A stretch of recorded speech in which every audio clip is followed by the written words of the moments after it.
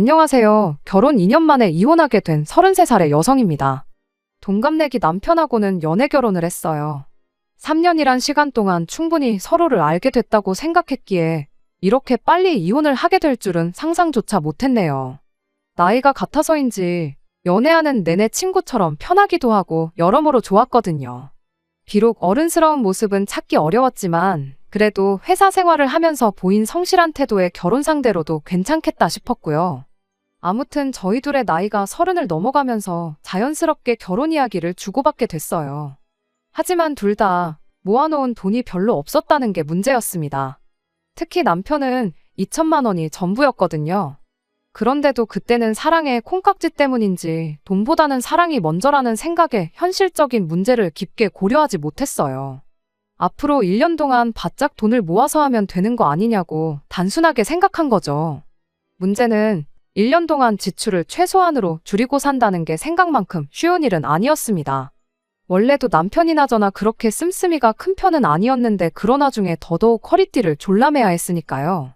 갖고 싶은 거 못 사는 건 그렇다 쳐도 정말 힘들고 그럴 때 맥주 한 캔 사 먹는 거마저 고민하는 제 자신을 보고 있자면 이렇게까지 해서 결혼을 해야 하나 그런 생각도 아닌 게 아니라 들곤 했어요.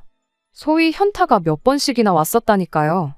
그리고 그런 날들이 반복되다 보니 나중엔 남편은 물론이고 주변 사람들한테도 예민해지고 그래도 뜻이 있는 곳에 길이 있다더니 결국 그렇게 1년을 보낸 후 저희는 부부의 연을 맺게 되었습니다. 그런데 지금 생각해보면 무턱대고 그렇게 노력만 해서 될 일이 아니었던 것 같아요. 지난 1년 동안 저도 3천, 남편도 3천이란 적지 않은 액수를 모았어요. 연봉을 오픈할 수는 없지만 정말 저희 두 사람 다 숨만 쉬고 살았다고 생각하셔도 될 거예요. 지금 생각하면 데이트 한 번 할 때도 얼마나 궁상맞게 굴었는지 그때는 정말 저희 둘 다 결혼이 하고 싶어 미쳐 있었나 봅니다. 아무튼 그래서 결혼 당시 저는 8천 남편은 5천을 가지고 왔어요.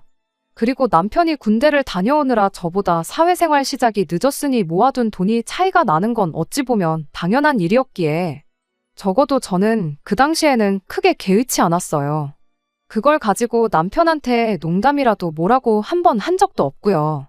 오히려 저는 남편이 저보다 연봉도 적고 또 남자이다 보니 저보다 술자리에 나가야 하는 일도 많았는데 그런 것도 다 참아내면서 저랑 비슷하게 돈을 모았다는 그 사실을 높게 쳐주고 대단하다 치켜세워주고 그랬죠.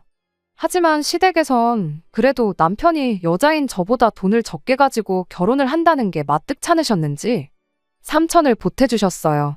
그래서 의도한 건 아니었지만 요즘 사람들이 많이 한다는 반반 결혼을 하게 됐네요.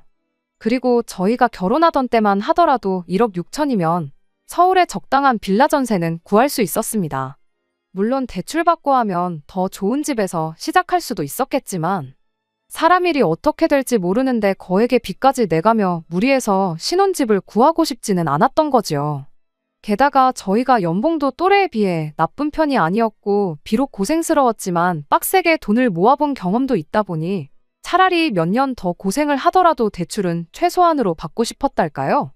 불가능한 일은 아니라는 나름의 확신이 있기도 했고요. 그런데 그 무렵 누가 서울만 고집해야 하는 게 아니면 수도권의 구축 아파트도 한번 알아보라는 조언을 해줬습니다. 그래서 혹시나 하고 발품을 좀 팔아보니 정말 좋은 위치에 심지어 가격까지 착한 매물을 발견할 수 있었죠. 근처에 대형마트도 있고 지하철역도 멀지 않았던 데다가 무엇보다 아파트 입구에서 바로 강남까지 갈 수 있는 버스까지 있더라고요.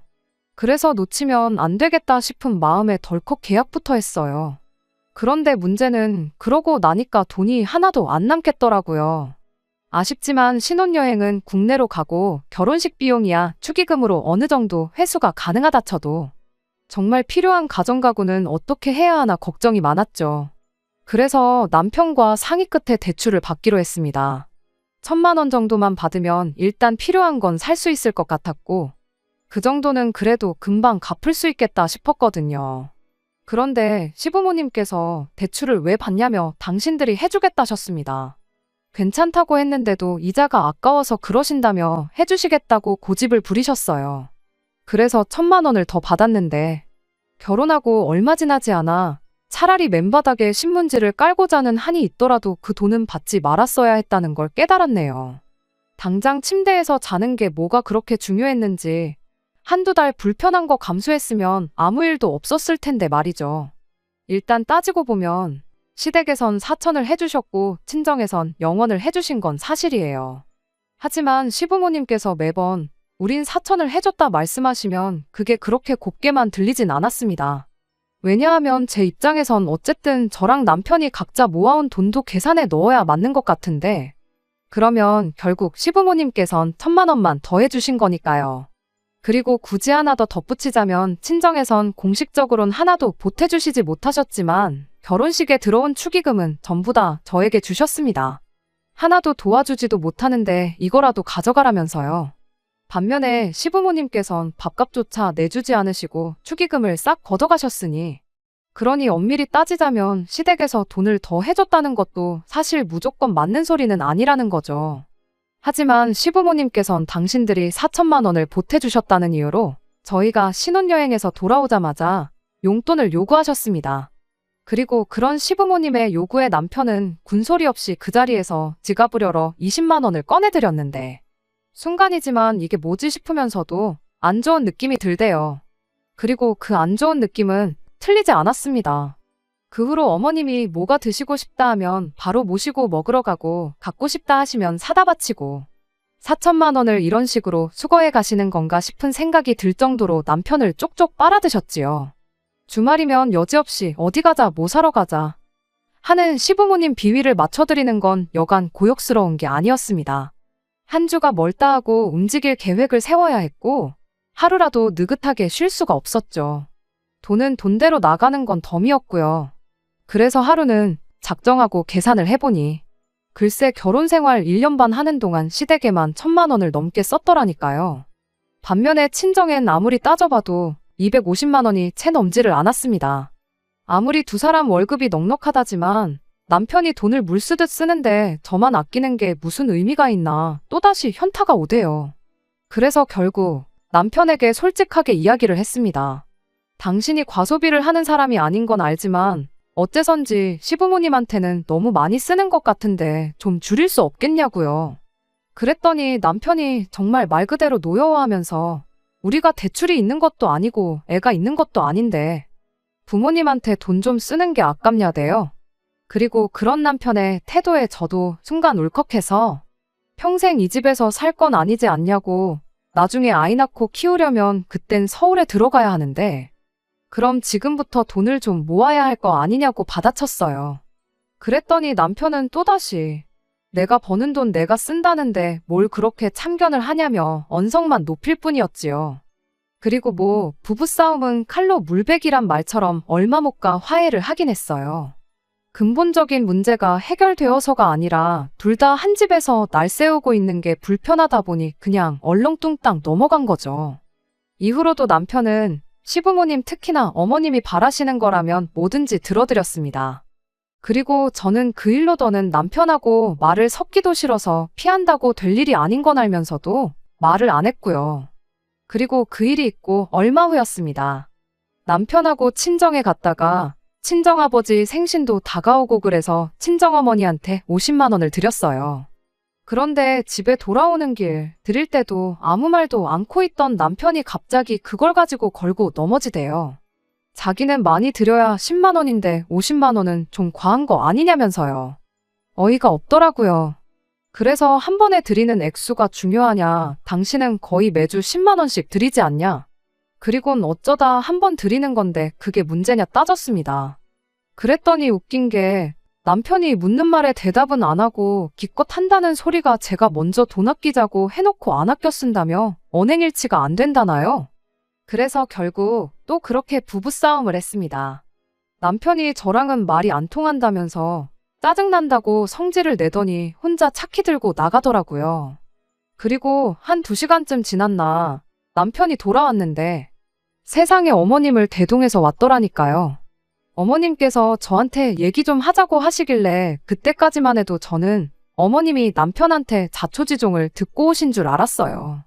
그리곤 아들의 똥자존심을 지켜주시려고 대신 저한테 사과 비슷한 거라도 하러 오신 줄 알았죠. 하지만 전혀요. 어머님께선 또다시 그 4천만 원을 운운하시면서 내가 해준 게 있고 너네 집에서는 해준 게 없는데 양가에 똑같이 하는 게 말이나 되냐셨습니다. 그러면서 우리 아들이 잘못한 거 하나 없으니 저보고 얼른 사과를 하라고 하시더군요. 하지만 아무리 생각해도 제가 왜 사과를 해야 하나 싶대요. 그래서 말 나온 김에 정확히 하자고 정확히는 1,000만 원을 더 해주셨다고 했습니다. 하지만 거기서 시부모님 손님들이 드시고 간 식대까지 계산하면 실은 1,000만 원도 안 된다고 했지요. 그랬더니 이제는 어디 며느리가 시애미 말하는데 말대꾸를 하냐며 열을 올리기 시작하셨어요.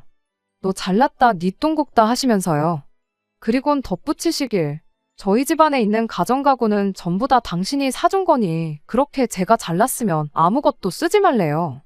잠도 바닥에다가 이불 깔고 자고 TV도 보지 말고 냉장고에 있는 음식도 먹지 말라면서요. 그러고는 남편한테 가서 밥솥은 누구 돈으로 산 거냐고 물으시더니 저보고 집에서 밥도 먹지 말랍니다. 정말 유치하기 짝이 없어서 이 꼴을 계속 보고 있으면 내가 화병으로 죽겠구나 싶더라고요. 그래서 제가 어머님한테 제가 대출을 받아서라도 그 4천만 원 전부 다 돌려드릴 테니까 저한테 아무것도 요구하지 마시라고 했습니다. 저희 결혼 생활에도 더는 참견하지 마시라고요. 그랬더니 어머님께서 이제서야 제 본성이 드러났다면서 이제 보니 그냥 시댁에 1,000원 한 장 쓰는 게 아까웠나 보다고 이런 여잔 줄 알았으면 당신 아들하고 결혼도 못하게 했을 거라는데 그리고 그렇게 어머님이 막말을 쏟아내기 시작하시니 남편도 이건 아니다 싶었나 보죠? 그제서야 어머님더러 진정 좀 하시라며 달래는 척 하더니 모셔다 드리러 가대요. 그런데 황당하게도 어머님을 모셔다 드리고 온 남편은 저한테 사과를 하기는커녕 생각을 좀 해봤냐고 물어왔어요. 그래서 저도 무슨 생각을 묻는 거냐며 아까 말한 그대로라고. 결혼할 때 시댁에서 받아온 돈 어떻게든 돌려드리고 나면 더는 어머님이 원하시는 거 다 해드리고 그러지 않을 거라 했거든요. 그랬더니 남편이 저더러 아직도 잘못한 걸 인정을 안 하냐더니 또다시 성질을 내는 겁니다. 그리고는 한참 만에 하는 말이 돌려드릴 거면 받은 그대로가 아니라 이자까지 더해서 드리라는데 그때 당시 엔비디아 주식을 샀으면 지금 그 돈이 얼마겠냐. 1억도 넘을 거다. 사본 적도 없는 주식을 들먹이며 목청을 높이는데 웃기지도 않더라니까요. 솔직히 벌써 1,000을 넘게 퍼날랐는데 이대로 가면 결혼할 때 받은 돈보다 더 뺏기는 건 시간 문제다 싶었어요. 그래서 그럴 바엔 차라리 하루라도 빨리 토해내고 더는 아무것도 안 주고 안 받는 게 상책이다 싶었죠. 그래서 그냥 알겠다고 돈 준비되는 대로 시댁에 보낼 테니 그렇게 알라하고 남편 말을 끊었습니다. 그날 저녁에 자러 들어갔는데 남편이 제 베개를 바닥으로 내던졌어요. 어머님한테 돈 갚기 전까진 어머님 돈으로 산 침대니까 잠은 바닥에서 자라면서 말이죠. 그리고 그때까지 자기한테 하는 거 봐서 냉장고랑 밥솥 정도는 쓰게 해주겠다는데 솔직히 저한테는 그 말이 기분 내는 게 아니고 어차피 자기도 밥 먹어야 되니까 하는 소리로밖에 들리지 않았습니다. 그래서 그냥 한마디 했어요. 그 돈 갚고 나면 당신이 결혼할 때 나보다 덜 해온 게 되니까 그런 헛소리 할 시간이 있으면 그 차액 매달 얼마씩 메꿔야 할지 계산이나 하라고요. 그랬더니 남편이 저한테 끝까지 해보자는 거냐며 이를 바득바득 갈았는데 누가 먼저 시작한 건데 하고는 남편이 뭐라고 하던 말던 무시하고 잠을 청했죠. 여담이지만 급하게 돈 되는 대로 구한 싸구려 침대보다 차라리 바닥이 낫더라고요. 아무튼 그날 이후로 남편과는 서로 말 한마디도 주고받지 않았어요. 사실 그래도 혹시나 싶어 이틀은 기다렸는데 남편이 절 완전 없는 사람 취급하는 걸 보니 저도 제 마음을 확실히 굳히게 되더라고요. 그래서 그때부턴 회사 점심시간 틈틈이 은행에 가서 대출도 알아보고 이혼 전문 변호사도 만나 상담도 받아봤지요. 사실 제가 이혼하려는 이유가 이혼 사유로 충분할까? 상담을 받기 전까지 걱정이 많았습니다. 그런데 남편이 시댁만 챙기고 친정은 홀대하는 것도 명백한 이혼 사유라고 하더라고요. 게다가 변호사님은 정말 다양한 이혼 사유를 들어보셨을 텐데 어머님이 사주신 침대니까 잠도 자지 말라며 남편이 제 베개를 바닥에 던졌다는 이야기를 꺼냈을 땐 아주 고개를 절레절레 내저으셨어요. 상담을 받고 나오는데 기분이 참 묘했어요. 저를 위로해 주시려던 건지 다른 커플들은 왜 이혼했는지 몇 가지 이야기를 들려주셨는데 정말 여러 가지 이유로 이혼하는 부부들이 새삼 많구나 하는 생각도 들었죠. 아무튼 그렇게 이것저것 알아보던 무렵 언젠가부터 남편이 저보다 먼저 퇴근해서 집에 와 있었어요. 회사도 저보다 멀고 야근도 잦은 편이라 평소에도 항상 저보다 퇴근이 늦는 사람이었는데 말이에요. 하지만 이미 그때는 서로 각방을 쓰고 있었고 대화도 나누지 않던 때라 굳이 무슨 일인지 궁금하지도 알고 싶지도 않아 묻지 않았습니다. 냉장고랑 밥솥에도 손대기 싫어서 저녁도 항상 퇴근길에 사와선 따로 먹었어요. 참고로 식탁은 제가 중고로 사온 거라 식사는 식탁에서 할 수 있었네요.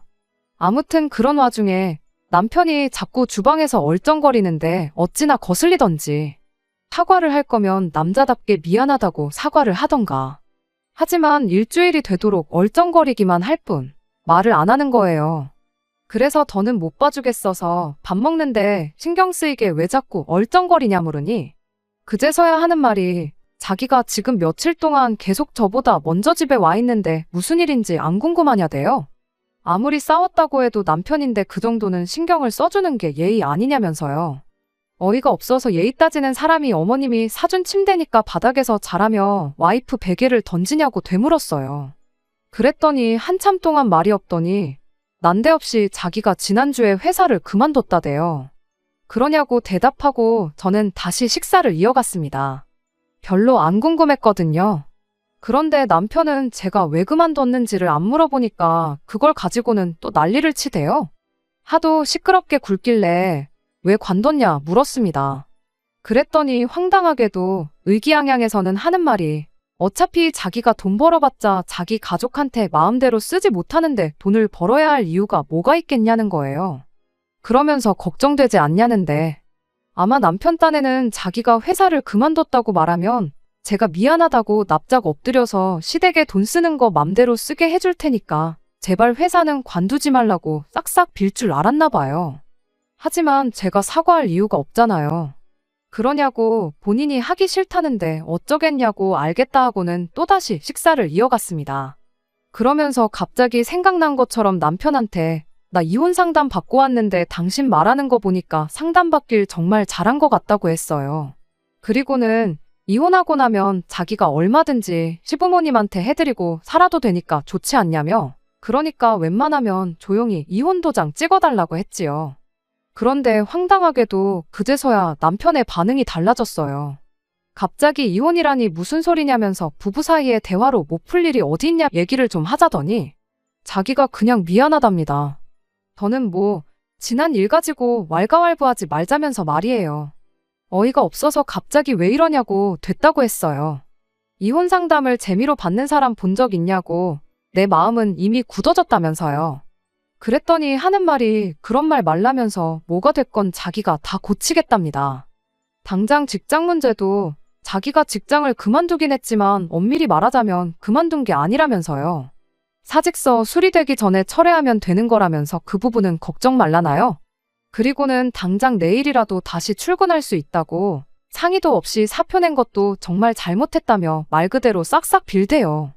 그 말 들으니까 남편 속셈이 뭐였는지 알겠더군요. 쓰지도 못할 돈 벌어서 뭐 하겠냐며 퇴사를 핑계로 저를 겁주고 그렇게 제가 더는 자기한테 돈 아껴 써라 뭐해라 말을 못하게 만든 다음에 저 몰래 시댁에 야무지게 퍼줄 생각이었던 거죠. 사표 내고 나온 거야 저한테 사과 받아내고 철회하면 되는 거고 그러면 자기가 원하는 대로 되겠다 싶었으니까. 한마디로 애초부터 저를 겁줄 생각으로 혼자 생쇼를 했던 거였죠. 그 음흉한 속내를 다 알게 된 마당에 제가 미쳤다고 결혼 생활을 이어가고 싶었겠어요. 오히려 그간 대출 알아보면서 이혼 상담도 받아보기를 참 잘했다는 생각뿐이었습니다. 그런데 상황이 더 재미있게 흘러갔어요. 하루는 남편이 평소보다 더 심하게 눈물까지 뚝뚝 흘리면서 정말 미안하다더니 제발 한 번만 용서해달라는 거예요. 그리고 알게 된 게 남편 딴에는 사직서 올려놓고 회사에 사직이사 철회를 신청했는데 회사에서 이미 수리된 사표를 어떻게 철회하냐고 안 된다고 하더랍니다. 남편은 당연히 자기가 원할 때 회사로 돌아갈 수 있다고 생각했는데 알고 보니 사직서를 제출한 순간 게임 끝이었던 거죠. 남편은 자기가 불쌍하지도 않냐면서 저더러 그간의 정을 생각해보라고 했어요. 힘들 때 사람 버리는 거 아니라면서 부부니까 이 위기도 같이 극복해야 하지 않겠냐면서요. 그간의 정인이 위기 극복이니 물론 저한테는 하나 들리지도 않는 헛소리에 불과했습니다. 막말로 제가 맨몸으로 결혼을 한 것도 아닌데 그 사천 가지고 어지간히 사람 오라가라 부려먹고 나중엔 치사하게 말끝마다 우리 엄마가 사준 거니까 우리 엄마가 해준 거니까 그런 소리를 입에 달고 살던 남자가 당신이라고 당신이 여자면 그런 남자랑 한 입을 덮고 살고 싶겠냐고 쏘아붙였어요. 그랬더니 한심한 인간이 또 어머님을 모시고 왔습니다. 그리고 이번에도 제대로 된 사과는 없으셨지요. 당신 때문에 쓴 돈이 얼마냐면서 그 돈도 다 돌려주겠다 하시더니 당신 아들이 저한테 얼마나 잘했냐고. 그 생각하면 이번 한 번 정도는 그냥 넘어갈 수도 있는 거 아니냐는 얘기만 하셨거든요. 막말로 어머님이 정말 제 손을 잡으시곤 진심으로 미안하다, 내가 생각이 짧았다 뭐 그런 식으로만 말씀해 주셨어도 저도 남편하고 그래도 그간 세월이 있는데 솔직히 흔들렸을지도 몰라요. 그런데 돈 물어줄게. 내 아들이 불쌍하지도 않냐 그런 식으로만 나오시니 역시 사람은 안 바뀌는구나 그 생각만 들고 제 결정에 확신만 더해질 뿐이었습니다. 그래서 제가 돈 1,000만 원 때문에 이혼을 결심했겠냐 반문하곤 오신 김에 어머님이 해주신 가정가구나 챙겨가시라고 했네요. 그리고 처음엔 이혼 절대 못 해준다는 남편도 결국엔 순순히 도장 찍어줬어요. 아마 제 느낌이지만 지금이라도 자기가 달라졌다 개과천선했다 뭐 그런 모습을 보여주면 제가 다시 자길 받아주진 않을까 하는 자기 나름대로의 전략을 세웠나 싶기도 해요. 지금 생각해보면 은근히 음흉하면서도 또 한편으론 멍청한 구석이 있거든요. 그러니 그러고도 남을 인간입니다. 아무튼 뭐 그 인간이 무슨 작전을 세우고 있건 간에 전 이제 놀아나지 않을 자신 있어요. 아니, 아예 연락부터 싹 다 끊고 살 거니까요. 남편 회사 일은 제가 뭐 그렇게 되기를 바란 건 아니지만 벌 받은 거라고 봐야 할지. 솔직히 마음이 막 날아갈듯 편하고 그렇기만 한 것은 아닙니다. 지금 생각해보면 콩깍지였겠지만 연애할 때는 그래도 좋은 사람이었어요. 저한테 좋은 추억도 많이 만들어줬고요. 하지만 결혼은 왜 사람들이 둘이서만 좋아서 되는 게 아니라고 하잖아요. 그게 무슨 말인지 정말 확실히 알겠더라고요. 저희가 모아둔 돈은 많고 시부모님의 간섭은 없었다면 이렇게 이혼하는 일은 없었을까요? 하긴 이런 생각을 지금 해서 뭐 하겠어요. 다른 걸 다 떠나서 이혼녀가 된 현실을 생각하면 또 이런저런 감상에 젖을 여유도 없어요. 짜증만 나지. 아무튼 헤어지고 나서 서로의 행복을 빌어주는 사람들도 있다는데 저는 그렇게까지 마음이 넓지는 못해서요. 잘못되길 바라진 않겠지만 잘 되길 바래주지도 못하겠습니다. 그냥 제 귀에 어떤 소식도 안 들려왔으면 좋겠네요. 끝까지 들어주셔서 감사합니다. 오늘의 사연은 여기까지입니다. 구독과 좋아요, 알람 설정 부탁드리고 더 좋은 사연으로 다시 찾아뵙겠습니다. 감사합니다.